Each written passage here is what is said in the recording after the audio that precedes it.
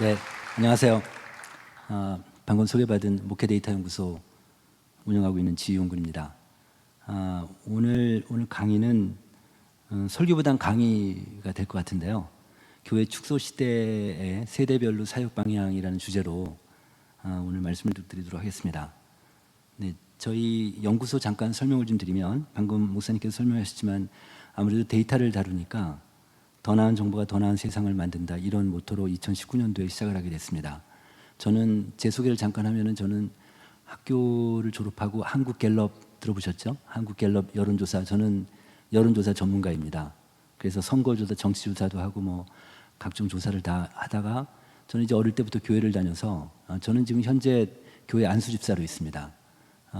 교회를 다녀서 어릴 때부터 뭐 대학교 다닐 때는 학생 선교단체에서 훈련도 받고, 그래서 한국갤럽에 입사를 했는데, 아무래도 이제 교회를 다니다 오니까 막 회사에서 뭐 신회도 만들고 전도도 하고 막 그렇게 난리치면서 회사 생활을 했어요. 그랬더니 기독교 조사가 가끔 들어오는데, 기독교 조사 의뢰가 들어오면 저한테 맡기는 거예요. 그래서 제가 기독교 조사에 입문하게 됐습니다. 그때만 하더라도 한국에 조사회사가 갤럽밖에 없을 때여가지고, 그래서 이제 주로 미국 데이터를 많이 갖고 공부를 했는데, 미국 갤럽 데이터를 많이 공부를 했죠. 근데 보면 미국에서는 그 당시만 해도 갤럽이 이제 지금도 마찬가지지만 기독교 조사를 되게 많이 했어요. 그래서 목사들 조사도 하고 일반 성도들 조사도 하고 청소년들 조사도 하고, 그런 데이터를 보니까 너무너무 부러운 거예요. 그래서 제 어린 마음에, 제가 그때 이제 20대 후반이었는데, 나도 이런 거 했으면 좋겠다, 이런 생각을 하고 있다가, 제가 지금 올해 60이 좀 넘었습니다. 제가 81학번인데요. 근데 제가 이제 제 더 늙기 전에 제 인생의 마지막 단계로 한국교회에 좀 기여를 하자, 이렇게 생각하고, 제가 갖고 있는 달란트가 있으니까 이 분야니까, 그래서 2019년도에 이제 시작을 하게 됐습니다. 그런데 아시다시피 코로나가 2020년에 시작이 됐잖아요. 뭐 처음에는 그냥 제 의도로 시작을 했지만 뭐 잘 이렇게 알려지지도 않았고, 그 다음에 별로 관심들도 없으셨어요. 이 데이터 저희가 이제 매주마다 기독교 통계하고 이제 사회 통계를 잘 모아가지고 편집해서 목회자들한테 보내주는 역할을 했는데, 처음에는 몇십 명 정도한테 보내게 됐죠. 근데 2020년 1월달에 코로나가 시작이 됐잖아요. 그때부터 막 그 한국 교회 불확실성이 확 올라오니까 구독자가 막 늘어오는 거예요. 그래가지고 지금은 한 2만 명 넘게 좀 보내주고 있습니다. 한국에 지금 목회자들이 한 10만 명쯤 된다고 하는데, 그 중에서 한 2만 명이니까 많이 보내드리고 있습니다. 그래서 이제 알게 모르게 많이 영향을 미치고 있는데, 그래서 지금 이제 매주마다 기독교 통계하고 사회 통계를, 특히 한국 사회가 그 사회 변동성이 되게 심한 나라잖아요. 그래서 그 조사 통계라는 게 어떻게 보면 딱 그 시점 딱 커팅해서 사람들의 마음을 읽는 거니까, 그렇게 해서 목사님께 좀 보여드리면 좋겠다 싶어서 이게 이 사역을 하게 됐고, 또 그러다가 이제 저 연구소에서 한국교회 트렌드라는 책을 내게 됐습니다. 한국교회 트렌드 2023, 2024 책을 내면서 또 이렇게 강의까지도 이렇게 또 하게 됐습니다. 자, 이제 먼저 보시면은 먼저 제가 오늘 말씀드릴 거는 한국 지금 현재 한국 교회가 어떤 상황인지 잠깐 말씀드리고, 그 다음에 주요 세대별로 어떻게 사역하면 좋은지, 어떤 전략으로 가면 좋을지, 뭐 이런 것들 좀 말씀드리도록 하겠습니다. 이제 오늘 제가 말씀드린 거 아무래도 그래프하고 숫자밖에 없어요. 그러니까 좀 약간 딱딱할 텐데, 제가 잘 알아듣게 알기 쉽게 설명드리도록 하겠습니다. 먼저 종교 변화점도 보면, 이 그래프를 보시면 물고기 모양 같은데, 이 빨간색은 종교인 비율이고요, 파란색은 무종교인, 종교를 갖고 있지 않은 무종교인 비율이에요. 이게 좀 거의 5년마다 한 번씩 조사를 했는데, 우리나라 전국에 만 19세 이상 성인 남녀 대상으로 조사를 한 거예요. 2012년도 보면은 종교인이 우리나라 전국에 55%가 있고, 그 다음에 종교를 갖고 있지 않은 사람들이 45% 되는데, 2017년에 역전이 돼요. 그래서 지금은 그래서 2023년도를 보면은 작년 저희가 10월달에 전국에 5천 명을 대상 조사를 했어요. 그랬더니 종교를 믿지 않는 사람들이 63%가 돼 있습니다. 63%이고, 그 다음에 37%만 종교를 믿는 사람인데, 이 그래프를 보시면은 이 파란색 있죠? 파란색이 무종교인이잖아요. 이 우상향으로 올라가는 속도를 한번 보세요. 굉장히 빠르죠. 그 정도로 지금 한국 사회는 탈종교화 속도가 굉장히 빠른 사회다 이렇게 볼 수 있습니다. 그만큼 지금 종교인이 많이 부족한 상태인데 오른쪽 박스를 보시면 연령별로 종교일 비율입니다. 20대 청년 중에서는 교회 다니는 사람뿐만 아니고 종교를 믿는 사람이 15%밖에 안 돼요. 그 다음에 30대 청년 중에서는 19%니까 소위 얘기해서 20, 30대 MZ세대들이라고 얘기하는 우리 사회에서 젊은 사람들은 종교를 믿는 사람들이 채 20%가 안 되는 그런 상태에 있으니까 이들이 만약에 어른이 되면 50살 정도가 되면 20대에서 한 50대가 되면 우리나라 종교 인구는 더 줄겠죠. 지금보다는 그렇게 추산이 되고 있습니다. 그러니까 점차적으로 계속 종교 인구는 줄 것이다 이렇게 보는데 종교라는 건 개신교가 있고 그다음 불교가 있고 카톨릭이 우리가 지금 이렇게 세 개 종교가 가장 큰데 지금 개신교뿐 아니라 다른 종교도 지금 다 좀 그 어려운 상태에 있습니다. 이번에는 종교별로 보겠습니다. 그 맨 위 파란색이 불교예요. 그리고 그다음에 빨간색이 이제 그 아래가 이제 우리 그 개신교인데 2004년도까지만 해도 불교가 앞서다가 2012년도에는 불교랑 개신교랑 다 붙었죠. 두 개가 붙어서 22%쯤 되는데 2017년까지는 둘이 같이 내려와요. 같이 하락하다가 2023년도에는 불교가 뚝 떨어지죠. 불교가 뚝 떨어져요. 그래서 불교가 지금 12.4% 나오고 그다음에 개신교가 16.6인데 물론 개신교 우리도 한국교회도 지금 기독교 인구도 계속 줄고 있지만 불교가 지금 심각하게 떨어지고 있죠. 그래서 지금 불교 인구 중에서 불교 지금 20대 청년 중에서 불교 인구가 몇 프로 될까요? 한 4%밖에 안 됩니다. 그다음에 30대 청년 중에서도 불교 인구가 한 4%밖에 안 돼요. 그럼 다음 세대 한 30년 뒤에 가면 불교 어떻게 될까요? 아마도 사찰밖에 안 남을 수도 있다는 생각이 들어요. 그 정도로 지금 불교가 좀 어려운 상태인데 그다음에 또 하나는요. 지금 데이터를 보면 지금 옛날 한 10년 전만 해도 시골 지역들 농어촌 지역만 가더라도 노인들 같은 경우는 개신교 교회 다니는 분보다 절 다니는 분들이 훨씬 많았잖아요. 지금 다 역전됐어요.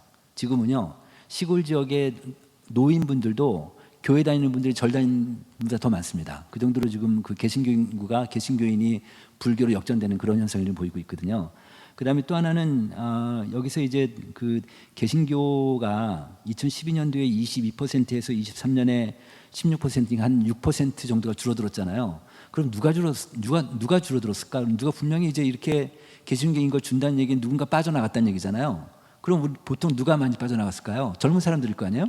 20대, 30대 젊은 사람들이 많이 빠져나가는데 근데 데이터를 보면 약간 특이한 게 있어요. 40대까지 빠져나가요. 40대까지도 지금 지난 10년 사이 한 절반 정도가 이탈되어 있습니다. 왜 그러냐면 제가 오늘 그 한박교회도 여쭤봤는데 우리 교회도 그 40대 장로님이 안 계시다고 들었습니다. 근데 우리나라의 모든 대부분의 교회가 장로가 있는 교회에 40대 장로가 거의 없어요. 한 100개 교회 중에 1개 정도 있을까? 그 정도로 40대 장로가 없는데 지금 한국인들 연령별 평균을 보면요. 만약에 이제 어린아이 0세부터 가장 나이 많은 사람까지 쫙 나래비 시키면 가운데 나이가 몇 살일까요? 지금 45세 정도 됩니다. 그러니까 우리나라 중위 연령이라고 그러죠. 45세 정도가 가운데 나이인데 그 가운데 나이가 어떻게 보면 중심적인 역할을 할 수 있는데 그 사람이 한국교회 리더십 그룹에 안 들어가 있는 거예요. 그러다 보니까 벌써 이제 50대부터 교회 리더십 그룹에 들어가니까 이거 보세요. 지금 50대 분들 계시면 자녀들하고 잘 대화가 안 되잖아요. 이 50대하고 20대하고는 차이가 있어요. 그러니까 그 세대 차이가 나기 때문에 40대는 좀 덜하죠. 그래서 의도적으로 특히 한박교회 같은 경우는 의도적으로 40대 장로를 키우시는 게 굉장히 중요할 수 있어요. 왜냐하면 교회 리더십 그룹에 들어가야 되니까 그런 것들이 되게 좀 중요할 것 같다는 생각이 듭니다. 자, 또 하나는 이 그림은요. 이 그림은 뭐냐면 아까 제가 좀 전에 이제 20대하고 30대 종교인이 20%가 안 된다고 했는데 여기 보시면 그 맨 위에 보세요. 19세에서 20대 청년들 중에서는 개신교가 9%고 불교가 4%고 카톨릭이 2%예요. 그 아래 30대 연령층을 보면은 개신교가 11, 불교가 4, 카톨릭이 14예요. 이거를 종합해 보면요. 지금 종교를 믿는 사람들이 굉장히 적잖아요. 젊은 사람들 중에 다 무종교, 종교를 믿지 않는 사람들인데 종교를 믿는 사람들 중에서 보면 개신교 점유율이 한 60% 점유율을 차지해요. 되게 놀랍죠? 그러니까 지금 20, 30대 젊은 사람들 중에서는 개신교가 60% 정도 차지하는 거예요. 그럼 다음 세대 가면 다음에 한 30년 뒤에 가면은 우리나라 종교 인구는 지금보다 더 줄 수 있는데 물론 인구도 줄겠지만 더 줄 수 있는데 종교별 분포로 보면 개신교가 압도적인 거죠. 그러니까 이제는 만약에 다음 세대 가면 개신교가 부패하면 한국 사회는 더 부패할 거 아니에요. 종교의 사회적 기능이라는 게 있으니까 그런 측면에서 본다면 지금 교회 학교 학생들 한 사람 키우는 거, 청년들 한 사람을 기독교 가치관으로 무장된, 기독교 사상으로 무장된 한 사람을 정말 질적으로 잘 키우는 게 굉장히 중요할 수 있겠다. 이런 생각이 들죠. 자, 또 보겠습니다. 이거 그래프는 뭐냐면 일반 국민들하고 우리 교회 다니는 사람들하고 인구 연령별 분포표예요. 보시면 그 파란색이 일반 국민이고요. 빨간색이 개신교이네요. 파란색을 보면은 20대 청년들은 일반 국민이 15% 정도 있는데 교회 다니는 친구들은 9%밖에 없는 거예요. 그 다음에 30대는 일반 국민은 15%고 교회는 11%쯤 돼요. 이게 지금 만 19세 이상입니다. 그러다가 이제 50대까지는 일반 국민이 더 많죠, 비중이요. 그러다가 이제 60대부터 역전이 돼요. 60대는 교회 다니는 사람이 22%고 그 다음에 일반 국민은 18% 정도 차지하고 있고 70세 이상은 교회 다니는 사람은 27% 정도 차지하고 있는데 일반 국민은 14%. 그러니까 교회 안에 노인분들이 더 많은 거예요. 2배가 더 많은 거예요. 그런데 이게 소위 해서 이제 고령화율인데 얼마나 이제 그 교회가 이제 늙어가냐 이런 측면에서 본다면요. 작년 12월 달에 우리나라 통계청에서 앞으로 50년간 2070년까지 미래 인구 추계가 발표가 됐어요. 그 데이터를 보면 지금 현재 교회의 노인들 비율이 우리나라 인구의 2050년 가서 노인빈 비율하고 똑같아요. 그러니까 지금 현재 교회 고령화율이 미래 한국의 2050년하고 똑같다고 보시면 됩니다. 그 정도로 좀 교회가 고령화돼 있다 이렇게 보실 수 있고요. 좀 이따 이제 요 관련된 얘기 더 말씀드리도록 하겠습니다. 이번에 이제 청소년들 그 종교 분포를 한번 볼게요. 지금 좀 전에 제가 말씀드린 거 이제 어른이고 어른들 이제 왼쪽 표가 이제 어른인데, 그러니까 종교를 믿는 사람들이 37% 되고 종교 믿지 않는 사람이 63인데 오른쪽 표 보시면 청소년들 중고생들은요. 종교를 믿는 친구들이 27%밖에 안 돼요. 그리고 종교를 믿지 않는 친구들이 72%니까 어른보다 10%가 더 많죠. 청소년들이 무종교 종교를 믿지 않는 친구들이 어른보다 더 많아요. 맨 위에 보세요. 개신교 인구가 지금 어른들은 16.6인데 청소년들은 13.6이잖아요. 3% 차이 나죠. 이게 뭘까요? 부모는 교회 다니는데 애들이 교회 안 다니는 집이 있다는 얘기잖아요. 그죠? 그런 얘기죠. 그 정도로 청소년들이 좀 어려운데, 그런데 이거 하나만 더 말씀드리겠습니다. 오른쪽 그래프 한번 보세요. 이게 가나안 성도 혹시 아시죠? 가나안 성도 들어보셨어요? 가나안을 거꾸로 한번 해보세요. 안 나가. 이 교회 안 나가는 크리스찬들을 가나안 성도라고 속칭해서 부르고 있어요. 그러니까 예수 믿는데 교회 안 나가는 사람들이 있을 거 아니에요. 그런데 오른쪽 그래프를 보시면 청소년 중에 예수 믿는데 교회 안 나가는 친구들이 36%예요. 10명, 그러니까 10명 중에 3, 4명 정도가 이제 교회 안 나가는 친구들인데 예수 믿지만, 왼쪽 그래프를 보시면 어른들은 27%예요. 어른들은. 그러니까 어른보다 청소년들이 더 가난한 성도가 더 많죠. 그러니까 예수 믿는데 교회 안 나가는 친구들이. 그런데 오른쪽 박스를 보시면 고등학생들은 가난한 성도가 46%까지 절반 가까이 돼요. 세상에 예수 믿는데 지금 교회 안 나가는 애들이 지금 46%. 물론 이제 중학생보다는 고등학생이 더 공부 많이 해야 되고 주일날 학원 가야 된다 막 이렇게 되는데, 그런데 그럼 얘네들이 대학생 가면은 그러면 교회 갈까요? 그거 쉽지 않거든요. 이게 문화라는 것 때문에, 이런 익숙함이 때문에 어렵죠. 그래서 지금 앞으로 가난한 성도가 점점 더 늘어날 거라고 보는 거고요. 왼쪽 그래프를 보시면 10년 전에 가난한 성도가 우리나라에 10%였습니다. 10%, 10년 전에. 근데 지금 이번에 재보니까 27%로 올랐잖아요. 그럼 다른 변수는 다 통제하고 10년 전에 10%에서 27로 선을 그으면 똑같은 기울기로 앞으로 10년 뒤에 어떻게 될까요? 그럼 40%가 넘어가, 한 45% 돼요. 그러면요, 우리는 도저히 이해 못하지만 앞으로 10년 뒤 가면은 우리나라 전체 국민의, 그러니까 전체 크리스찬 중에서 절반 가까이가 교회 안 다니는 사람일 수도 있어요. 제 아는 사장님 한 분이 교회 다니시는 분인데 얼마 전에 영국에 출장을 갔다 왔어요. 근데 그분이 얘기하시는 거예요. 출장 기간이 주일날이 낀 거예요. 그래가지고 자기 호텔 옆에 큰 예배당이 있어서 그 예배당을 들어갔대요. 그 예배 드려 들어갔더니 그 큰 예배당에 할머니들 10대명이 앉아서 예배를 드리더래요. 지금 영국 런던이 그렇게 변했어요. 근데 우리도 남일 같지 않지. 앞으로 다음 세대 정도 몇십 년 지나면 우리도 그렇게 될 가능성이 있습니다. 근데 제가 이제 이런 말씀을 드리면 좀 약간 좀 불편한 이야기고 그다음에 되게 부정적인 얘기일 수 있는데, 이런 지표들이, 이런 인덱스들이 어떤 의미가 있냐면 이런 말이 있습니다. 예상되는 위기는 현실화되지 않는다. 다시 한번요. 예상되는 위기는 현실화되지 않는다. 위기를 예상할 수 있으면 사람들이 미리 대응하기 때문에 그 예상이 현실화되지 않는다는 거예요. 다시 얘기하면 이런 어떤 부정 지표들이 있다면 굉장히 좀 하락세인데, 그러니까 한국교회가 전체적으로 하락세인데, 이런 하락하는 지표를 우리가 알고 있으면 우리 교회만이라도 어떻게 대응해야 되지? 우리는 어떻게 해야 되지? 우리 중고생들을 가난한 성도 교회를 어떻게 달 붙들어놔야지? 이런 전략을 세울 수 있으니까, 그런 측면에서 보면 이런 것들이 이제 의미가 있다고 볼 수 있는 거죠. 자, 또 보겠습니다. 이번에는 이제 그 구체적으로 들어가서 지금 3040 세대 얘기를 좀 할게요.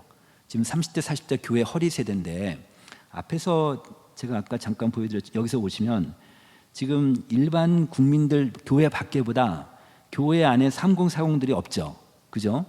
그러니까 지금 일반 국민들은 3040이 15, 18이니까 합해서 33%인데 지금 여기 우리 교회는 25%밖에 안 되니까 교회 밖에 30대 40대 그 인구수보다는, 그 비율보다는 교회가 더 적은 거예요.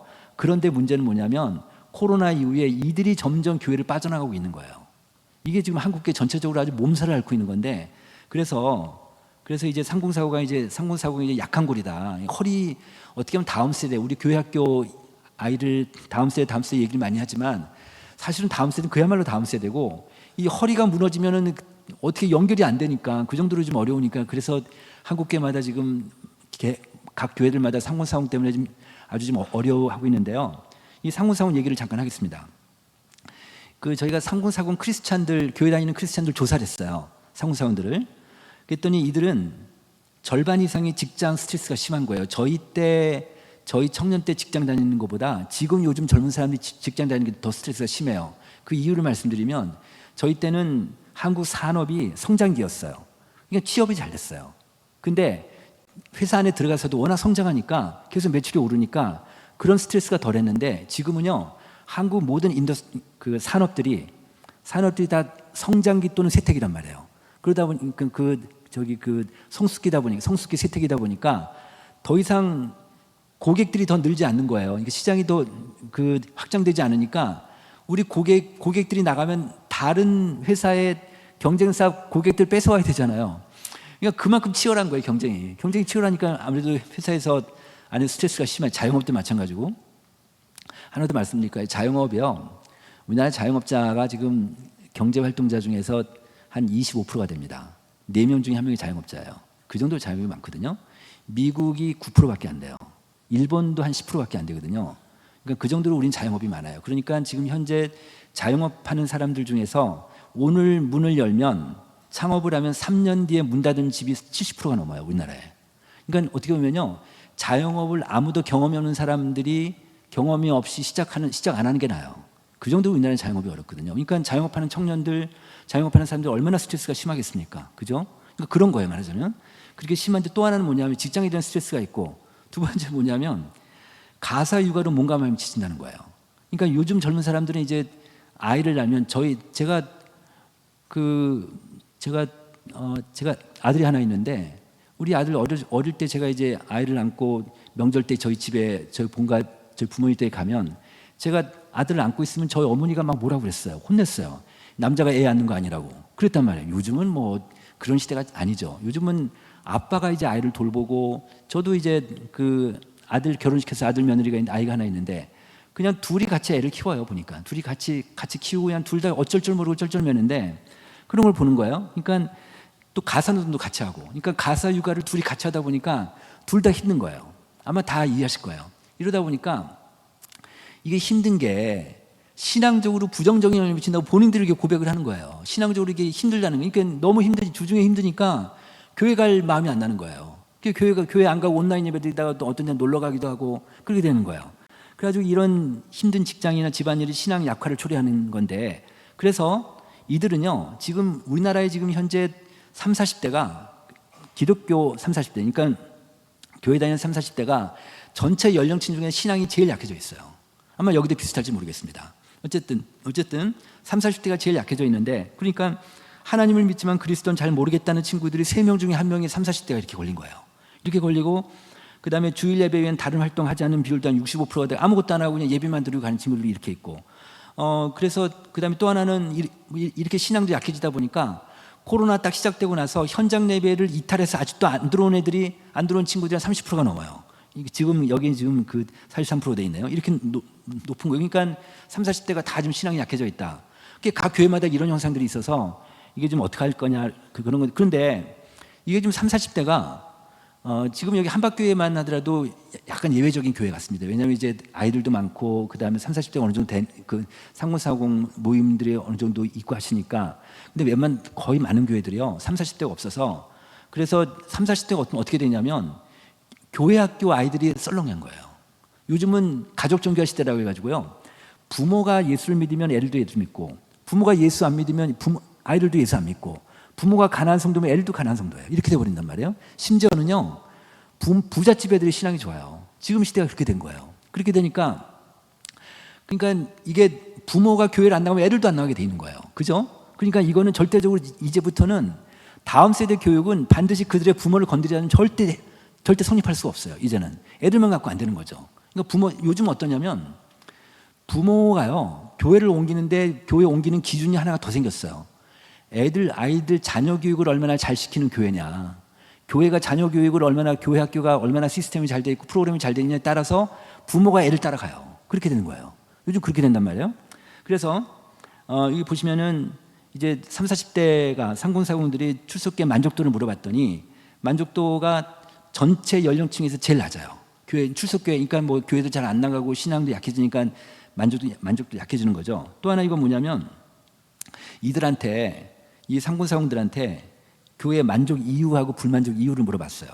만족 이유를 물어보니까 교회가 목사님 설교가 좋고 영적인 공부를 이게 1위가 아닌 거예요. 가장 높은 건 뭐냐면 교인 간 진정성이 있는 관계와 교제예요.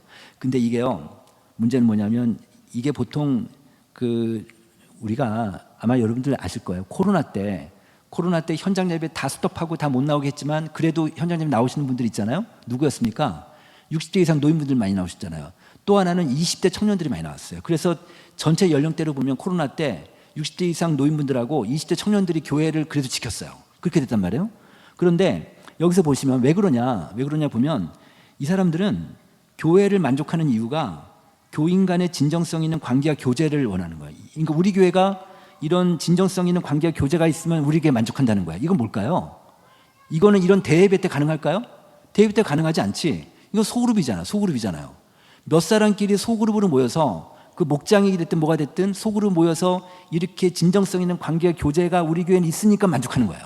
그죠? 그러니까 상공사공들은요 이 만족이고 첫 번째 이거잖아요. 무조건적으로 자기네끼리 모임을 만드셔야 돼요. 그죠? 근데 많은 교회들이 상공사공을 실패하는 이유가 있습니다. 어떤 게 실패하냐면 우리가 보통 보통 일반 교회는 구역예배라고 하니까 구역예배 때 구역장님이 65세 권사님이라고 합시다. 그럼 상공사공이 그 안에 들어가요.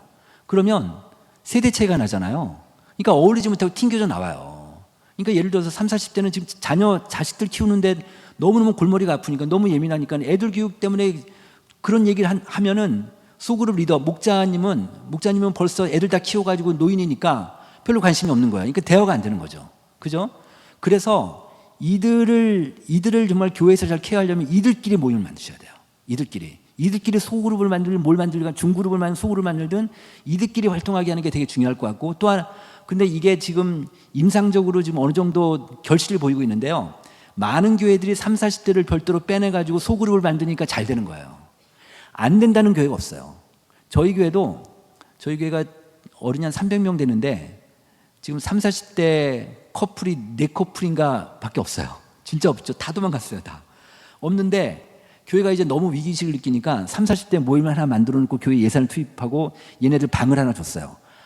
그러더니 매주일마다 예배 끝나고 그 방에서 애들 놀고 자기네끼리 놀면서 그 30, 40대가 좀 늘어났어요. 그렇게 되는 거예요. 되게 특이하죠? 이 30, 40대는요, 그러니까 어른들하고 다른 종족 같아요.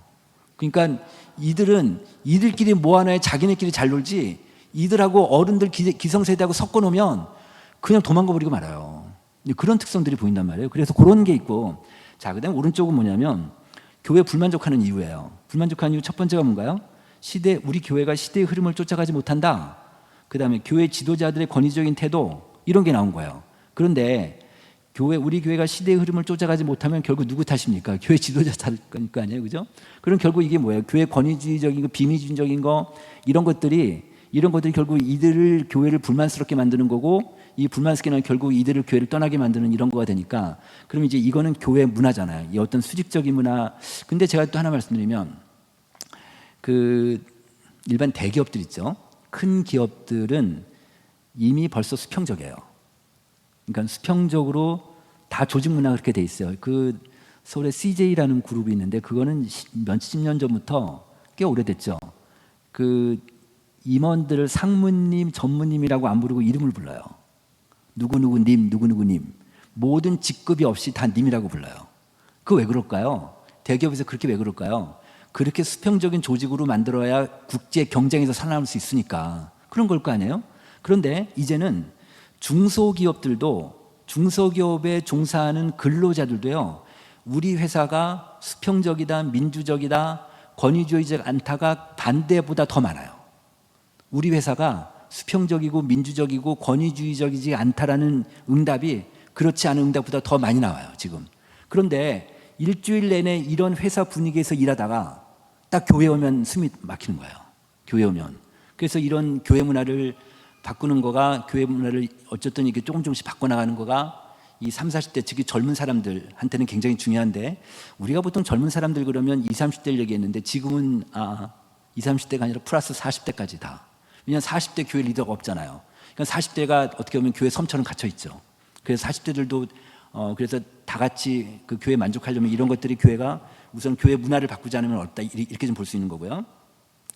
자, 그 다음에 또 하나는 이 30, 40대한테 교회 다니는 사람들이에요. 교회에서 뭐 하냐고 물어봤어요.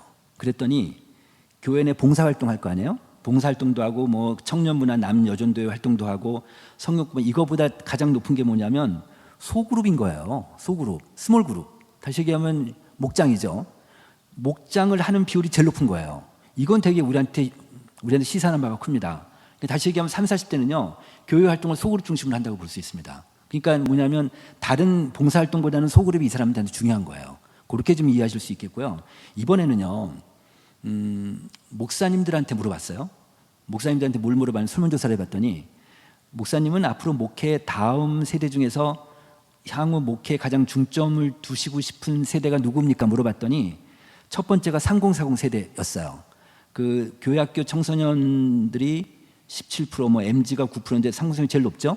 그러니까 목사님들도 이제 교회 허리 세대가 중요한 걸 아니까 3040들을 중심으로 하는 게 되게 중요하다. 그래서 이제 목사님들이 이제 3040을 많이 강조를 요즘 많이 하시는데, 이게 참 3040을 많이 강조하면 할수록 문제가 있어요. 무슨 문제가 있냐면 노인분들이 삐지세요, 또. 그러면 그럴 거 아니에요, 그죠? 그러니까 어차피 교회는 투트랙으로 갈 수밖에 없다. 그러니까 3040도 정말 중요하고 미래 우리 교회를 위해서는 가장 중요하지만 현재 노인분들 되게 중요해요. 왜냐하면 노인분들이 이제는 안 돌아가시고 계속 사실 거거든. 안 돌아가시고 계속 사실 거니까, 그래서 노인 사역도 굉장히 중요하다. 그래서 이제 앞으로는 고령 친화적 교회가 굉장히 중요하다니 그렇게 좀 말씀드릴 수 있습니다. 자, 그다음에 교회 내에서 3040 젊은 부부 모임이 있느냐 이렇게 물어봤더니 전국적으로 60%가 없어요. 그러니까 아직까지 한국교회가 좀 아직까지 여기서 좀 덜 깨어나고 있다, 이렇게 볼 수 있고요. 또 하나는요, 3040들한테 물어봤습니다. 3040들한테 뭘 물어봤냐면 3040 모임 있으면 참여하겠느냐 물어봤더니 59%가 참여하겠대요. 그 다음에 3040 부부 모임이 있으면 참여하겠느냐 했더니 55%가 참여하겠대요. 그 다음에 직장인 모임이 필요하냐 그랬더니 70%가 필요하다고 대답한 거예요. 그 다음에 부부 육아 모임이 필요하냐 그랬더니 80%가 필요하다고 대답한 거예요. 저는 이걸 보면서 하나 말씀드리면은, 제가 이제 저희 연구소 직원들 있잖아요. 직원들이 다 30대, 40대 3040들이에요. 그래서 제가 이제 옆구리 찔러가면서 이렇게도 물어보고 저렇게도 물어보면 요즘 젊은 사람들이요, 자기 얘기를 잘 안 해요. 자기 속마음 잘 얘기 안 하거든요. 그래서 제가 이제 좀 같이 삶을 나누고 저도 이제 교회 다니니까 삶을 좀 나누고 싶어서 좀 근무 끝나고 저녁 때 회식이라도 하려 치면 또 꼰대라고 또 해서 또 그것도 못 해요. 그래가지고 그냥 낮에 회식하고 마는데, 그러니까 잘 깊이는 얘기를 못 하거든요. 그러니까 이런 직장인들이 분명히 직장인들이 정말 자기 고민도 있겠고 얼마나 힘들겠습니까? 이거를 친구들끼리 그냥 교회 밖에서 그냥 술집에서 얘기하라고 하는 게 아니라 교회 안에서 직장인 모임을 좀 만들어주면 참 좋겠다는 생각이 들어요. 직장인 모임 만들어서 회사 욕도 하고 뭐 자기 상사 욕도 하면서 하여튼 그러면서 이 안에서 좀 삶을 나누는 게 되게 중요하겠다. 그러니까 다시 얘기하면 여러분 목장 있잖아요. 목장을 뭐 연령별로 만든다, 지역별로 만든다 그거 말고 직업별로도 만드는 게 좋고요. 그다음에 또 하나 목장이 있으면 목장에 부부끼리 모이잖아요. 근데 부부끼리 잘 되더라도 또 제가 남편인데 자기 부인 때문에 힘든 거를 거기 가서 얘기 못 하잖아요. 그러니까 남자들끼리 또 모임이 또 있어야 돼요, 사실은. 그럴 거 아니에요? 그러니까 이게 다양하게 소그룹을 만드는 게 되게 중요해요. 다양하게. 이런 것들이 되게 중요할 수 있겠다. 그러니까 천편일률적으로만 가지 말자. 다양한 소그룹이 있는 것이 교회를 모든 분들을 다 소그룹으로 엮어서 그래서 여기서 삶을 나누는 그런 굉장히 활발한 모임이 되는 게 좋겠고 그 미국의 세르벳 교회라고 그 소그룹으로 유명한 교회가 있어요. 그 교회는 교인이 주일날 17,000명이 나오는데 매주마다 소그룹을 1,600개 정도가 움직여요. 근데 그 교회 그런 교회를 보면은 뭐 그냥 하여튼 평신도 중심으로 이렇게 잘 하게 되는데 거기는 한 사람이 몇 개씩 소그룹을 해요. 자기가 원하는 그룹을 그렇게 해서 하는 교회도 있습니다. 자, 그래서 이런 네 가지 걸 잘 보면 그러면은 이들이 원하는 게 하나 있다는 게 들리는 거예요. 제가 위에 쓴 것처럼 우리를 위해 제발 모임을 좀 만들어 달라고 외치는 것 같았어요. 그래서 소그룹을 만드는데 그 여러 가지 유형의 소그룹을 만들어서 이들이 좀 교회 안에도 위로를 받고 근데 아까 제가 얘기했던 그 세르벳 교회 그 목사님인 리고레 목사 그 목적이 이끄는 삶을 쓰신 분 그분이 은퇴하셨는데 그분이 이런 얘기를 하세요. 사람들의 변화는 대그룹에서 일어난다고 생각하지 않는다. 사람들의 변화는 소그룹에서 일어난다. 이런 얘기를 하는 거예요. 그런단 말이에요. 그러니까 그만큼 이 목장 모임이 중요한데 제가 오늘 이제 쭉 말씀 들어보니까 목장 모임에서 지금 그 교회 나오시는 분 중에 여기 지금 오신 분 중에 목장 모임 안 하시는 분 계시죠? 가구 쪽에 목장 모임 다 하셔서 그래서 좀 교회가 좀 굉장히 소그룹이 활성화되는 그런 교회가 됐으면 좋겠다는 생각이 듭니다. 그래서 이제 또 하나는 뭐냐면 이제 제가 좀 전에 말씀드린 거 다 정리한 건데요. 이 상공사공들은 가족 단위로 움직인다. 이들은 개별 단위로 안 움직여요. 가족 단위로 특히 이제 아이가 하나 있으면 아이 때문에 같이 키워야 되니까 가족 단위로 움직이는 이걸 교회에서 활용하자. 그러니까 상공사공 소그룹은 반드시 가족 단위로 묶어주는 게 되게 중요하다. 이런 얘기고요. 그다음에 이제 5060 이 사람들은 잘 어울리지 못하니까 자기네끼리 하게 해야 되는데 또 하나는요. 이 소그룹의 마지막 단계는 뭘까요? 소그룹 우리가 잘하다가 마지막 단계는 뭘까요? 집이에요, 집. 근데 제가 말씀 들어보니까 코로나 전엔 집에서 어느 정도 모였다가 지금은 잘 못 모이신다고 그래요. 지금 한국교회가 대체로 그래요. 집에서 잘 못 모이거든요. 왜냐하면 자기 집 오픈하는 게 쉽지 않죠. 근데 집에서 오픈하면 어떤 현상이 벌어지냐면 소그룹에 대한 끝나는 시간을 오픈할 수가 있어요. 그죠? 끝나는 시간을 열어놓을 수가 있잖아요. 집에서 하면. 그러니까 충분히 삶을 나눌 수가 있어요. 만약에 1시간을 소그룹 한다. 그럼 삶을 나눌 수 있을까요? 한 사람 얘기하는 한 사람 뭐 5분 10분 하다 끝날 거예요. 그죠? 이걸 충분하게 얘기할 수 있는 게 굉장히 중요하니까 자, 그 목자님들 중에서 의지가 있으시면 집은 오픈하세요. 우리 집에서 하시면 돼요. 우리 집에서. 그런데 집에서 하게 되면 아이들까지 같이 와야 될 거 아니에요. 아이들까지 오면 아이들은 옆방에서 놀게 하고 집에서 하게 되면 애들이 부모 소그룹 하는 걸 보게 돼요. 그럼 그게 굉장히 그 아이들 교육에 도움이 되거든요. 또 하나는 가족 단위로 소그룹 하게 되면 어떤 현상이 벌어지냐면 출산율이 높아져요. 네, 그러니까 교회 가족 단위 특히 이제 집에서 소그룹 하는 교회들이 꽤 있어요. 그런 교회들 특징을 보면 그 20, 30대, 30, 40대 젊은 사람들이 그 아이들이 많아요. 그런 특성들이 좀 보이고 있습니다. 그다음에 이제 이건 뭐냐면 이제 교회는 아이돌 봄 역할이 필요하다는 거가 이제 30, 40대 부모들한테는 85%쯤 되는데 제가 요 얘기 잠깐 하겠습니다. 그 서울에 그 목동에 있는 교회인데 이 교회가 목사님이 새로 오셨어요. 근데 이제 이 목사님이 40대 목사님이라 상공사공을 키우고 싶은 거예요. 그래가지고 이제 상공사공들을 다 불러 모아가지고 이제 다 불러 모아서 물어봤어요. 교회가 뭘 해줬으면 좋겠냐 물어봤더니 어느 한 애기 엄마가 그러더래요. 백화점에도 수유실이 있는데 왜 교회는 없어요? 그러더래요. 그러면서 우리 애가 어린데 어른 양변기에 올라가기 어렵다는 거예요. 그런 얘기를 하는 거예요.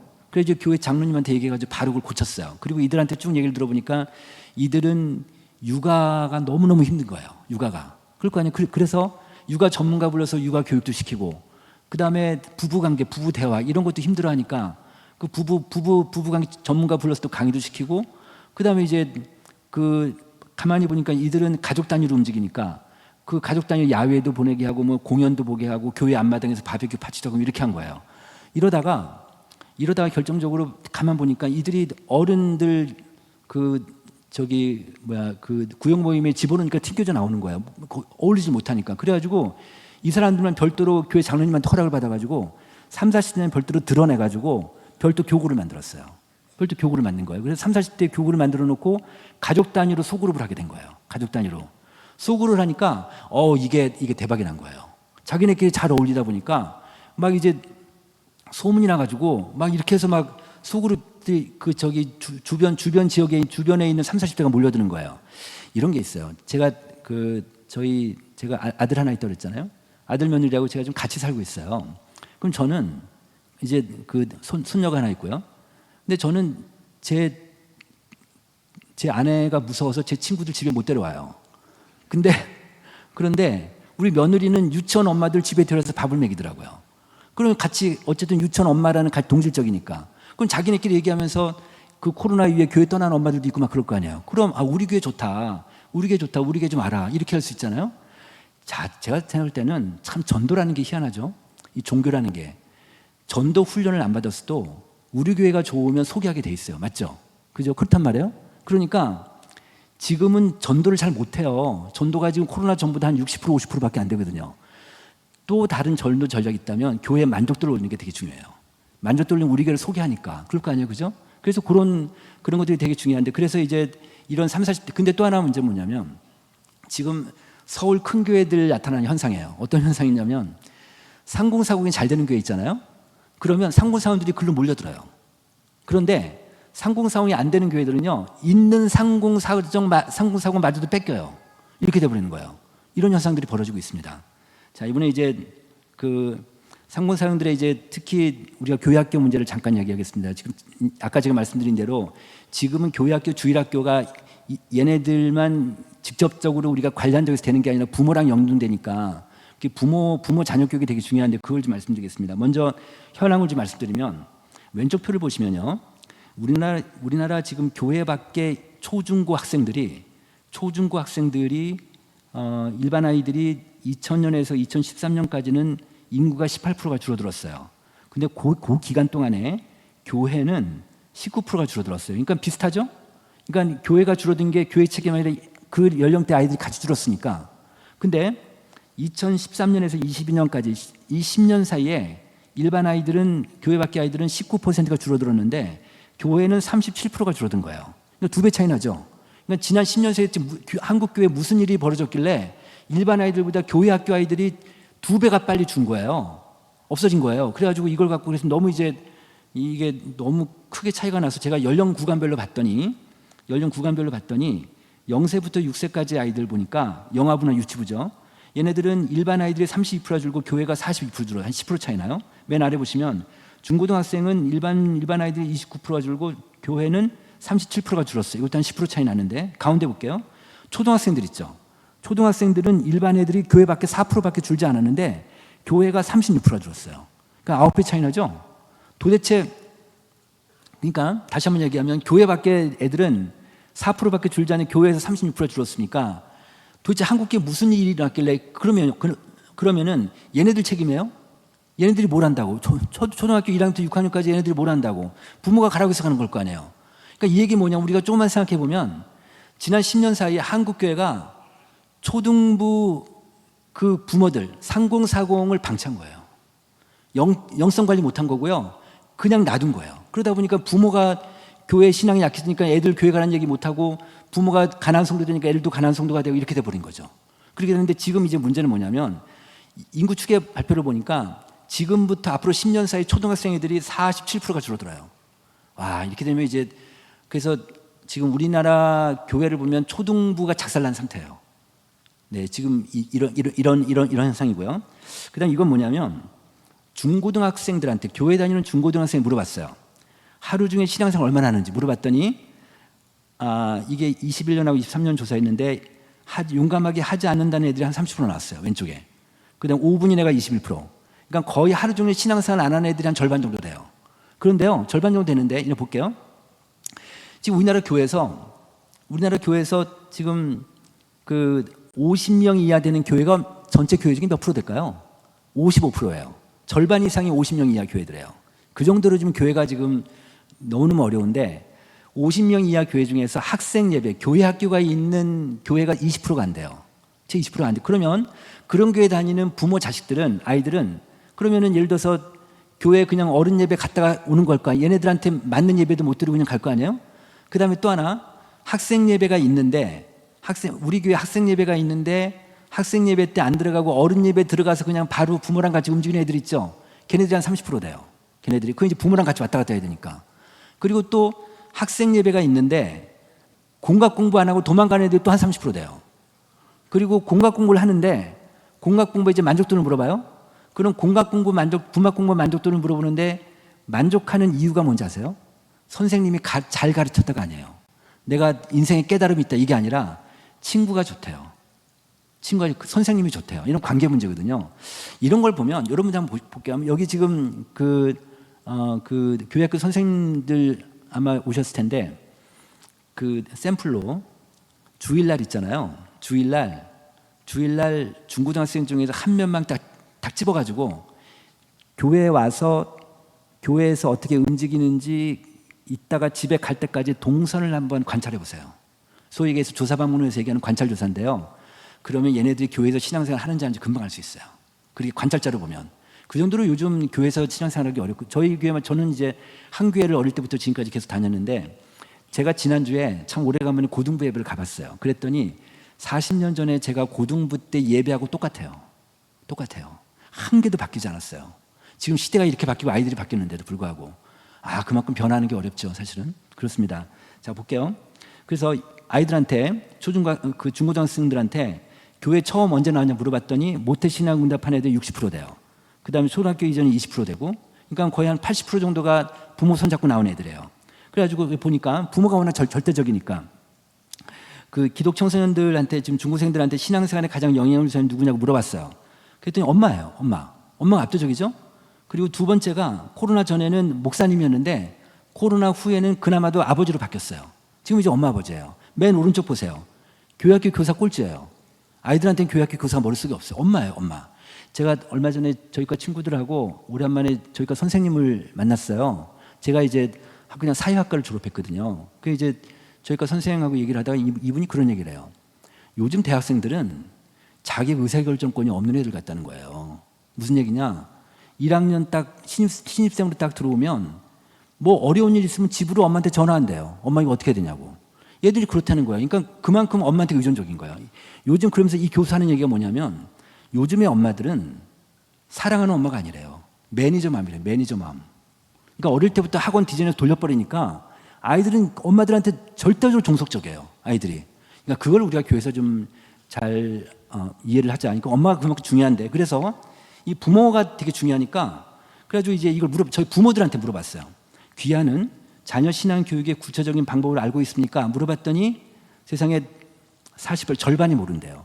자기는 교회 다니고 애가 있음에도 불구하고 애들 신앙 교육 어떻게 시킬지 모른다는 부모가 절반이 되는 거예요.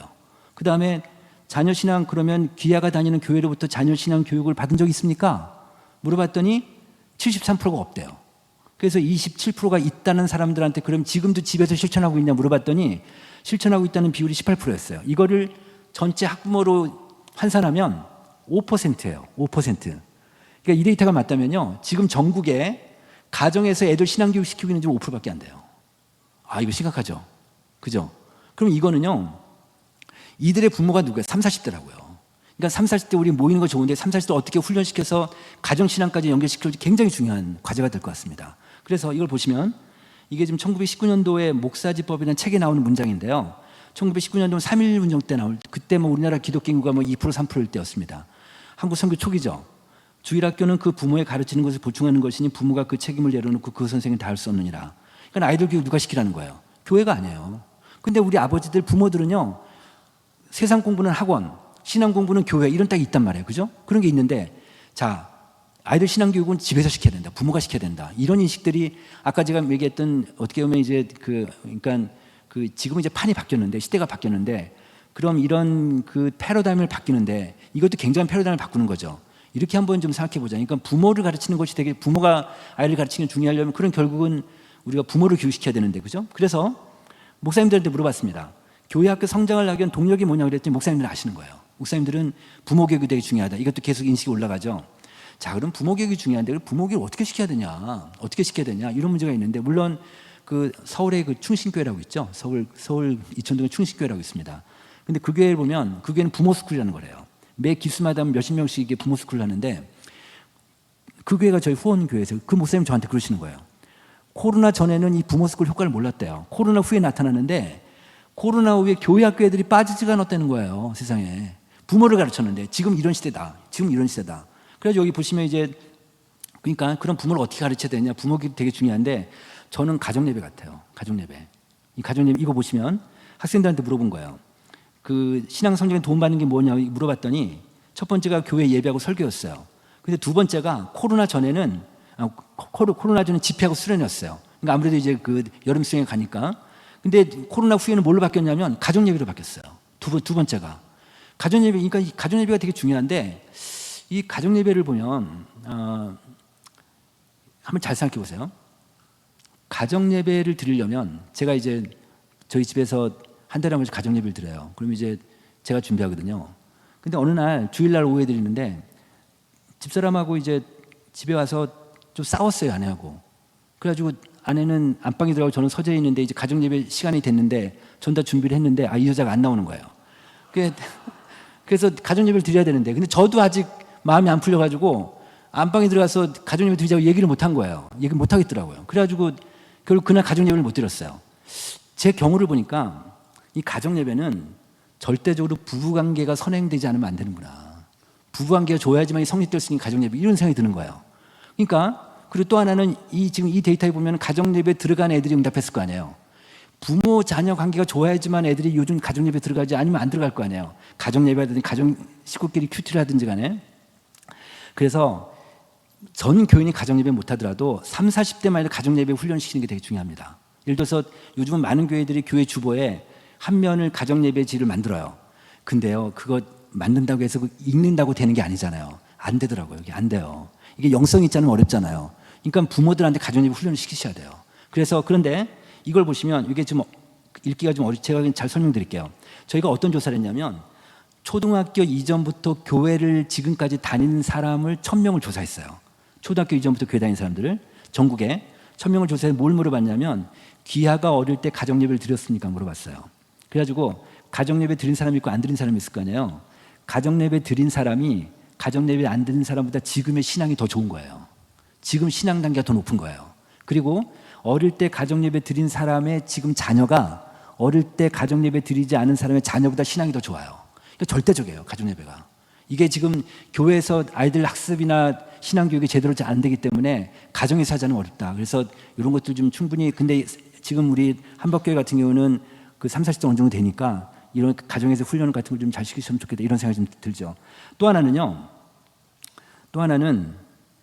이거 조부모예요. 지금 요즘은 조부모한테 물어봤어요. 손주 양육 교육에 대해서 얼마나 관심 있냐 했더니 무려 70% 관심 있대요. 이제는 뭐 일주일에 한 번, 2주일에 한 번, 한 달에 한 번은 손주들 다 보니까 저는 아예 같이 사니까 매일 저는 그 손녀가 있거든요. 그럼 저희 부부가 매일 밤에 같이 얘를 위해서 기도해주고 자 그다음에 또 하나는 그 신앙적으로 양육하라고 제 아들 며느리 계속 얘기를 해주거든요. 그런 게 있단 말이에요. 그러니까 이제는 조부모 교육이 되게 중요할 수 있어요. 아마 여기도 마찬가지일 겁니다. 그러니까 특히 손주들을 계속 못 보는 분들도 있지만 뭐 한 달에 한 번 이상 보는 분들은 그 조부모 교육이 되게 중요할 수 있다. 이런 것도 한번 좀 생각해 보시면 좋겠다는 거죠. 자, 그 다음에 이제 고령교인인데 이거 볼게요. 지금 작년 말에 우리나라 앞으로 50년치의 그 인구 추계가 발표가 됐는데 그 데이터입니다. 2023년도에 우리나라 인구가 5,170만 명이에요. 그리고 2033년이 5,100만 명이에요. 그러면 지금 앞으로 10년 사이에 인구가 70만 명이 줄어들어요. 우리나라 인구가 2020년부터 줄기 시작했거든요. 그러니까 70만 명이 줄면 어때요? 이 비율로 보면 1.3%가 주는 거예요. 여기가 지금 유성구죠? 유성구 인구 한 50만 명 된다고 하면 유성구보다 약간 더 많고 서울의 송파구 정도 인구 됩니다. 그러니까 어때요? 굉장히 만만하게 줄어요. 지금 우리나라 인구 주는 게 굉장히 만만하게 주는데 딱 꺾이는 지점이 있을 거 아니에요? 그 꺾이는 지점이 앞으로 10년 뒤에요. 2035년 정도 꺾여요. 그때부터 이제 인구가 쭉쭉 줄게 되거든요. 그래서 저는 어떤 생각이 드냐면 한국교회 골든타임이라는 게 있어요. 골든타임이 우리가 이제 뭐 교통사고 나서 환자를 잘 살릴 수 있는 시간을 얘기하잖아요. 골든타임이. 저는 한국교회 골든타임이 앞으로 10년이라고 봐요. 무슨 얘기냐? 10년 뒤에서 인구가 쭉쭉 줄게 되면 한국 교회들이 제대로 준비하는 교회들은 무방비로 당할 것 같아요. 무방비 상태에서 그냥 당할 것 같아요. 그러니까 앞으로 10년 동안에 우리 교회가 어떻게 미래를 살아가야 될지, 미래 사역을 어떻게 해야 될지 정말 잘 준비하는 교회일수록 버틸 수 있을 것이다. 살아낼 수 있을 것이다. 이렇게 보는 거죠. 이제는 우리 사회가, 한국 사회가 각자 도생 사회라고 그러잖아요. 아무도 안 도와준다. 이젠 교회도 아무도 안 도와준다. 각자 도생이다. 노예가 도와주는 것도 한계가 있고, 이제 우리 교회가 이제 먹고 살아야 되니까 이제는 같은 동네에 있어도 되는 교회가 있고 안 되는 교회가 있다. 이렇게 된다는 거죠. 그래서 미리 준비를 해야 되는데, 이거 볼게요. 자, 10년 사이에 70만 명 정도밖에 안 주니까 크게 만만하게 주는데 구조는 완전히 바뀐다. 구조는 어떻게 바뀌냐? 0세부터 14세까지 유소년 아이들이 33%가 줄어들어요. 그러니까 가만히 있어도 앞으로 10년 뒤에는 그 교회학교 아이들이 33%가 주는 거예요. 그 다음에 노인들 볼까요? 65세 노인 볼까요? 65세 노인들은 51%가 늘어요. 그러니까 여기 계신 분들 앞으로 10년 뒤에 하나도 이제 안 들어가신다고 보면 지금 노인분들이 절반이 더 느시는 거예요. 그러니까 어떻게 될까? 한국교회가 완전히 이제 노인들이 이제 많아지는, 아까 이제 제가 말씀드린 또 지금 현재 고령화가 지금 2050년인데 더 들어가니까 그만큼 이제 노인들이 많아지고 이제는 교회가 고령 친화적 교회가 되지 않으면 안 된다. 불가피하다. 그래서 노인들이 중심이 되고 노인들이 중요하고 노인들을 위하고 노인들이 존중받는, 은퇴하시더라도 존중받고 은퇴하시더라도 또 사역할 수 있도록 밀어주고 도와주고 이런 교회가 돼야 된다는 거죠. 자, 그래서 고령교인들의 신앙 특징을 보겠습니다. 일단 이게요, 신앙 수준이요 10대, 20대, 30대, 40대, 50대까지 비슷해요. 그리고 60대부터 확 올라가요. 그러니까 다시 얘기하면 고령교인들의 가장 큰 특징은 강한 신앙심을 갖고 계세요. 강한 신앙심을 갖고 계시고 강한 우리 교회 충성적도 갖고 계신 거예요. 이게 다른 거죠, 말하자면. 근데 또 하나는 뭐냐면 고령교인들이 이제 교회 바라는 점을 물어봤습니다. 노인분들한테 물어봤더니 첫 번째가 뭐냐면 같은 나이대 교인들과의 교제하고 소그룹 활동하고 싶으신 거예요. 그러니까 전 연령대 중에서 노인들이 외로우니까 소그룹을 하고 싶어 하세요. 사회적 고립도라는 단어가 있습니다. 사회적 고립도라는 지표가 있는, 이게 뭐냐면 사회적 고립도라는 게 뭐냐면은 우리 집이, 내가 지금 바쁜데 우리 집안일을 누구한테 좀 부탁할 사람이 있는지 없는지 에서 없다라는 비유라고, 내가 지금 외로운데 나랑 대화할 사람이 있는지 없는지 두 중에 하나라도 없다는 사람이 우리나라 전체 국민의 34%예요. 그러니까 고립되는 사람이 34%고요. 60세가 넘어가면 42%로 올라요. 그 정도로 지금 우리나라가 지금 고립도가 심한 나라인데, 그런데 그러다 보니까 노인들이 이제 소그룹에 대한 욕구가 높으세요. 그런데 조건이 있어요. 같은 나이대랑 하고 싶으세요. 그러니까 60대 노인들이 70대 노인들하고 어울리고 싶어하지 않으시는 거예요. 또 70대 노인들이 80대 노인들하고 어울리고 싶어하지 않으시는 거예요. 맞죠? 근데 또 80대 노인들은 70대나 60대나 어울리고 싶어 하시거든요. 그러니까 이런 딜레마가 있어요. 그러니까 이거는 교회 리더분들이 알아서 잘 지혜롭게 하세요. 네. 그 다음에 50대까지하고 60대 이상은 다른 점이 뭐냐면 목회자의 의존도가 확 높아져요. 그러니까 50대까지는 가족에 대한 의존도가 높은데요. 60대 넘어가면은 목사님에 대한 의존도가 높아진다. 이런 거고요. 네, 또 하나는 그 교회 정책 결정 이건 은퇴한 분들한테 물어본 거예요. 교회 정책에 참여하고 싶다가 40% 되고, 교회에서 일을 할 만큼 신체적 정신적 능력이 된다가 40%, 교회에서 사역을 하고 싶다가 50% 이렇게 되는 거예요. 이러다 보니까 우리가 지금 우리나라 한국인들의 평균 수명이 83입니다. 근데 건강 수명이 73이에요. 그러니까 한국인의 평균을 보면 73까지 건강히 살다가 10년 동안 아프다가 사망하는 게 지금 현재 한국인이에요. 그런데 지금 교회 은퇴 나이가 몇 살입니까? 70이잖아요. 보통 일반 교회가 70이에요. 근데 아직 나는 건강하니까 교회에서 일을 한 만큼 신체적 정신적 능력이 되고 교회에서 사역하고 싶은 분이 은퇴했음에도 불구하고 50%나 되는 거예요. 반이 되는 거예요. 그냥 무조건 일방적으로 딱 은퇴를 하게 되면 아무것도 못 하시니까. 저희 교회 장로님이, 저랑 친한 장로님이 계신데 이번에 은퇴하셨어요. 그래가지고 1월 달에 교회 이제 예배 끝나고 식당에서 밥을 먹는데 저쪽에서 혼자 밥을 드시는 거예요. 그래서 제가 그 장로님한테 갔어요. 아니 장로님 왜 혼자 드세요 그랬더니 야 나 은퇴했다고 아무도 나랑 밥을 안 먹어준다 이러는 거예요. 그러니까 이게 본인 스스로가 위축되어 있는 거지 그럴 필요가 없는데, 그죠? 그런데 교회마다 이런 교회가 있어요. 은퇴했으면 모든 직분을 내려놓잖아요. 근데 어떤 교회가, 광주에 있는 어떤 교회인데 은퇴했음에도 불구하고 사역을 본인이 원하면 계속 하게 한 거예요. 계속 하게 그냥 하신 거예요. 그랬더니 이분이 이제 교회 사역을 70 넘어서 계속 하신 거예요. 그러다 이제 교회 고마워가지고 70대 중반 됐는데 자기 그 생명보험 하나 든 게 있는데 그걸 몇 억짜리예요. 근데 그거를 자식한테 줄 거를 교회로 수혜자로 바꿔버렸어요, 이분이. 그러니까 교회 고마워가지고. 그러니까 유산기부 운동이 된 거죠, 어떻게 보면. 그러니까 이런 노인들이 이제 워낙 건강수명이 있으니까 이제 그래서 교회에서 그 제가 알기로는 65세 정령이라고 말씀드렸는데 하여튼 이런 욕구들이 있으니까 이런 분들은 어떻게 잘 좀 사역할 수 있도록 밀어주시면 어떤가 이런 생각이 좀 들었습니다. 자, 그래서 이분들은 은퇴했지만 여전히 현역이고 싶다 이런 생각을 갖고 계신 거죠. 네, 심지어는 마지막 그래프 보세요. 세상에 평신도 선교사로 나오고 싶은 분도 13%나 돼요. 그러니까 워낙 교회 충성적이고 신앙이 높으시니까 은퇴했음에도 불구하고 너무 이제 외롭고 하니까 그렇게 되는 거죠. 자, 그 다음에 또 이분들은 심리적 위축이 있다. 제가 좀 전에 말씀드린 대로 교회에서 젊은 사람들이 모인 곳을 가면 눈치가 보인다. 38%. 그 다음에 교회에서 나에 대해 관심이 멀어지는 것 같다. 22%. 5명 중에 1명이면 많은 편이거든요. 그러니까 우리 교회만, 한박교회만이라도 이런 분들이 없도록 하자. 이게 이제 고령 친화적 교회입니다. 자, 그래서 고령 친화적 교회는 아무리 나이가 들더라도 소외되거나 배제됨이 없이 교회 구성원들 은퇴 이후의 삶을 소명으로 살아갈 수 있는 여건과 지원 체계를 갖춘 교회, 이런 이제 노인 된다는 거죠. 이런 교회가 되는 거죠. 자, 그 다음에 이제 마지막으로 소그룹 얘기 잠깐 하고 마치도록 하겠습니다. 그 목장이죠, 그죠? 목장이죠. 그 제가 이제 그 코로나 이후에 계속 아마 저처럼 한국교회 데이터를 많이 보는 사람 없겠죠. 계속 보면은 이 교회가 잘 되는 데가 있고 안 되는 데가 있잖아요. 잘 되는 교회하고 안 되는 교회의 결정적인 변수가 이 소그룹이에요. 소그룹이 잘 되는 교회 우리나라에 한 40% 돼요. 안 되는 교회가 한 60% 되거든요. 근데 소그룹 잘 되는 교회 교인들이 어떤 생각을 갖고 있냐면요. 주일 예배 때 은혜를 받아요. 소그룹이 잘 되는데 주일 예배 때 은혜를 받아요. 주일 예배 때 감동을 받아요. 주일 예배 때 하나님의 임재를 느낀다는 비율이 확 올라가요. 소그룹이 잘 되는 교회가. 근데 소그룹 안 되는 교회들은 그런 게 그냥 밍숭맹숭한 거예요. 그렇게 돼버리는 거죠. 그래서 이제 이 모임의 빈도, 예를 들어서 1시간 하는 소그룹이 있겠고 2시간 하는 소그룹이 3시간 하는 데가 있을 거 아니에요. 소그룹 모임 시간이 길면 길수록 교회가 잘 되는 거예요. 한 달에 한 번 하는 데가 있고 2주에 한 번 하는 게 매주 하는 교회가 있는데 매주 하는 교회에서 교회가 잘 되는 거예요. 소그룹 리더 교육을 1년에 한 번도 안 시키는 교회가 있고 6개월에 한 번 시키는 교회가 있고 매주마다 시키는 교회가 있으면 소그룹 리더 교육을 빈도가 높을수록 그 교회가 잘 되는 거예요. 이런 지표들이 나오는 거죠. 그래서 목사님들한테 물어봤습니다. 8개 교회 유형을 보여주고 목사님은 다음 교회들 중에서 어떤 교회가 앞으로 성장 가능성이 가장 높아요? 물어봤어요.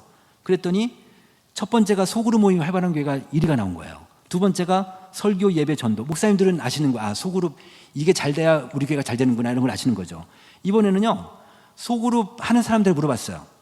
모이면 즐겁다, 나에게 유익함이 있다, 친밀한 관계를 유지한다, 어려움을 당한 사람을 돕는 문화 분위기가 있다, 신앙적 격려와 자극을 받는다, 나눔의 깊이가 있다. 거의 그렇다가 90% 안팎 때문에 되죠. 그러니까 소그룹 안 할 이유가 없죠. 소그룹 하는 사람은 다 이런 유익함이 있으니까. 그런데 그래서 이제 이거를 저희가 어떤 실험을 해봤냐면 우리나라 전국에 소그룹 하는 사람들을 500명을 뽑았어요. 소그룹 안 하는 사람들을 500명을 뽑았어요. 교인들. 그러니까 두 그룹을 갖고 비교를 했는데 어떤 비교를 했냐면 지난 1년 사이에 전도 대상자를 마음에 정한 적이 있습니까? 물어봤어요. 그랬더니 소그룹 하는 사람들은 34%가 정했대요. 비활동자는 안 하는 사람은 14%. 그럼 그 사람을 교회 데려왔습니까? 물어봤어요. 교회 데려온 사람이 소그룹 활동자는 50%가 데려오고 비활동자는 26%가 데려온 거예요. 이걸 전체적으로 환산하니까 소그룹 활동자는 1년에 한 명이라도 교회 데려온 사람이 17%가 되는 거예요. 근데 소그룹 안 하는 사람들은 4%밖에 안 돼요. 그러면 볼게요. 그러면 17하고 4니까 4, 40명 4배 차이 나잖아요. 그럼 교회 전도하는 사람이 누구예요? 소그룹 하는 사람들이에요. 그죠? 그러니까 우리 한박교회가 전 교인이 소그룹을 한다. 전 교인이 목장 안에 다 들어가 있다. 목장에서 삶을 나눈다. 전 교인이. 그러면요. 굉장한 교회가 될 거예요. 정말 대전을 끌고 가는 교회가 될 것 같아요. 아니면 대한민국 끌고 가는 교회가 될 수도 있죠. 네, 그렇게. 그래서 그런 얘기고, 그다음에 또 하나는 뭐냐, 요건 뭐냐면 그 한국리서치라는 조사회사에서 일반 국민들 대상 조사를 한 거예요. 뭘 조사했냐면 그 기하는 주관식으로 물었어요. 기하는 기하보다 몇 살 위면 세대 차이를 이끄니까 물어봤어요. 그랬더니 평균 6살 나왔어요. 또 기하는 기하보다 몇 살 아래면 세대 차이를 이끄니까 물어봤더니 또 평균 6살 나왔어요. 자, 우리가 보통 한 세대 그러면 몇 살이죠? 30년이에요. 30년. 사회학에서 얘기할 때 30년 얘기해요. 근데 한국인은요, 한국인의 인식은 12살이에요. 플러스 마이너스 6이니까. 그죠? 12살. 다시 얘기하면, 이건 무슨 얘기냐면, 소그룹을 목장을 하는데 12살이 넘어가면 힘들어진다는 얘기예요. 그죠? 요거를 잘 지키셨으면 좋겠어요. 그러니까 다시 얘기하면 아까 제가 얘기처럼 상공사공들을 소그룹으로 집어넣는데, 근데 65세 권사님이 목자를 하면은 말이 안 맞잖아요. 서로 그 세대 차이가 나니까 그냥 튕겨져 나오는 거예요. 그러니까 그 연령대끼리 묶어주는 게 굉장히 중요하다. 동질적인 거. 근데 동질적인 게 연령만 있습니까? 직업도 있잖아요. 특히 여기 지금 아마 큰 교회니까 사업하시는 분들 많죠? 그럼 사업하시는 분들끼리 소그룹 하시는 거죠. 그래서 야, 성경적 경영을 우리 한번 해보자. 사업하시는 분들끼리. 성경적 경영을 한번 해보자. 성경적 경영 어떻게 하는 거지? 나 이런 고민 있어. 같이 소그룹에서 그 이야기를 나누는 거죠. 직장인들이면 직장인에게 소그룹을 하시고, 이런 게 소그룹이다. 이렇게 보실 수 있습니다. 근데 소그룹 하는 사람들한테 물어봤어요. 소그룹 편성 기준이 어떠냐? 물어보니까 비슷한 연령대끼리 했으면 좋겠다라고 하는 사람들이 75%예요. 그리고 난 상관없어. 그러니까 20%. 그러니까 아무래도 비슷한 연령끼리 하는 게 되게 중요하다는 거죠. 자, 또 하나는 지금 한박교회가 이렇게 가고 있는지는 잘 모르겠습니다. 그렇지만 소그룹 이론이니까 저는 이렇게 갔으면 좋겠는데, 뭐냐면 지금 X축은 교회를 다니는 사람, 제가 조금만 더 해도 될까요? 한 5분만 더 할게요. 네. 그 오른쪽에는 교회 다니는 사람, 왼쪽은 교회 안 다니는 사람, 위는 Y축은 믿음 있는 사람, 믿음 없는 사람. 그럼 일사분면이 지금 목장 활동하는 소그룹 하는 분들이 다 일사분면이죠? 그죠? 그러니까 믿음도 있고 완전 우리 교회 다니는 사람들이 하실 거 아니에요. 근데 이제 목자님이 그래도 좀 우리 교회는 믿음 없는 사람까지 데려와야지. 우리 소그룹은, 우리 목장은. 그래서 사사분까지 있을 수 있죠. 자, 소그룹은 목장은 어떻게까지 확장시켜야 되냐면 이사분면, 믿음이 있고 코로나 때 교회 떠난 사람들 가난한 성도까지 데려와야 되고, 그다음에 믿음도 없고 교회도 안 다니는 완전 초신자들도 교회 데려올 수 있도록. 서울에 그 강남에 있는 굉장히 큰 교회인데요. 이 교회는 소그룹이 굉장히 잘 되는 교회예요. 이 교회 특징이 있어요. 소그룹을 하잖아요. 소그룹 리더가 앉아 있잖아요. 소그룹 리더 오른쪽 자리를 비워놔요. 그 자리를. 그 자리는 무슨 자리일까요? 새신자가 오는 자리예요. 새신자가. 그러니까 이 소그룹 멤버들은요, 언제든지 애니타임 새신자가 올 수 있도록 마음의 준비를 해놓은 거예요. 그러니까 완전히 열려있는 소그룹인 거죠. 그리고 그러니까 주중에도 내가 누구를 데려올까, 그러니까 이 교회는 주일 대예배 때 새신자를 데려오는 게 아니라 소그룹으로 데려와요. 그래서 여기서 친해진 다음에 대예배 때 등록시키고 막 그런단 말이에요. 이런 교회도 있는 거예요. 그러니까 그만큼 이제는 소그룹이 전도의 거점이 되자. 그 정도 되려면 우리 소그룹 멤버들이 마음을 열고 언제든지 새신자가 올 수 있도록 마음의 준비를 하자. 이런 게 되게 중요하겠다라는 겁니다. 자, 그래서 요건 이제 그 포항에 있는 교회인데, 이 교회가 그 지역별 교구로 돼 있다가 연령별로 교구로 재편해 버렸어요. 아주 고민 끝에 이제 재편을 했는데, 그래서 연령대별로 이제 특히 이제 그 유초등부 부모교구, 뭐 중고등부 부모교구 이런 식으로 만들고, 맨 오른쪽 요한공동체라 은퇴한 분들 이제 그 소그룹을 만든 거예요. 은퇴한 분들끼리 교구를 만들어서 자기네끼리 소그룹을 한 거예요. 그래가지고 이제 매주 목요일마다 교회가 커요, 거기는. 그래서 교회에서 이 노인분들 소그룹을 해요. 근데 이 교회에서 아이디어를 내가지고 소그룹 리더를 40대, 50대 여성 집사님, 권사님을 집어넣었어요. 훈련시켜서. 그랬더니 이게 잘 되는 거예요. 그래서 몇 년 지나니까 이 소그룹의 노인분들이, 노인들이 자기 고민을 자기 부인인 자기 배우자나 자식하고 얘기 안 하고 이 소그룹 리더하고 상담하기 시작하는 거예요. 그래서 이게 소그룹이 잘 되는 거예요. 이 노인 소그룹이 잘 돼가지고 주일날 나오는 분들보다 이 목요일날 소그룹 나오는 더 많아지는 거예요. 이 교회가. 그것 때문에 다른 소그룹까지 다 영향을 줘가지고 그런 게도 있어요. 자, 그래서 일단 교회가 어떤 방향으로 가는가 되게 중요한데, 자, 보겠습니다. 지금은 교회가 팽창시대가 아니라 수축시대다. 그러니까 교회가 계속 줄고 있으니까, 그래서 팽창시대의 전략이 다르고 수축시대의 전략이 다르다. 그러니까 그 경제 성장률도 줄어들고 그다음에 양극화 심해지고 부채도 많아지고 물건 만들도 안 팔리고 그러니까 다들 힘들고 막 이런 상태니까 이런 전략 과거에는 교회가 목사님하고 몇 명의 소수의 헌신자들이 새벽부터 밤늦게까지 사역하면은 교인들이 몰려들었는데 지금 그런 시대가 아니란 말이에요. 다시 얘기하면 그 일찍 일어난 새가 과거가 일찍 일어난 새가 먹이를 많이 먹는 시대였다면 지금은 멀리 보는 새가 독식한다 이런 말이 있어요. 멀리 보는 새가 독식한다. 자, 미래에 집중한다. 모든 의사결정은 미래의 변화를 전제로 한다. 미래 변화를 전제로 한다. 그래서 이제 선택과 집중 중에 오늘 말씀입니다. 오늘 말씀 보면은 그 예수님 일행이 마르다, 마리아, 베다니가 사는 그 나사로가 사는 베다니 그 지역에 이제 그 집을 방문을 하셔요. 그 방문하셔가지고 그 손님들이 오니까 마르다가 이제 부엌일하고 있고 마리아는 예수님 발밑에서 예수님 말씀 우리 다 알잖아요. 예수님 말씀 듣고 있으니까 마르다가 일하다 말고 열받아가지고 예수님께 항의를 한다고. 쟤도 좀 나 힘드니까 쟤도 내 옆에서 일 좀 하게 해달라고 하니까 그때 예수님 하신 말씀이에요. 주께서 대답하여 이르시되 마르다야 마르다야 네가 많은 일로 염려하고 근심하나 몇 가지만 하든지 혹은 한 가지만이라 족하니라. 마리아는 이 좋은 편을 택했다 이렇게 말씀하신단 말이에요. 저는 2000년 전에 예수님이 이 말씀하셨지만 몇 가지만 하든지 혹은 한 가지만이라도 저는 이게 선택과 집중 같았어요. 제 눈엔 그렇게 들어왔어요.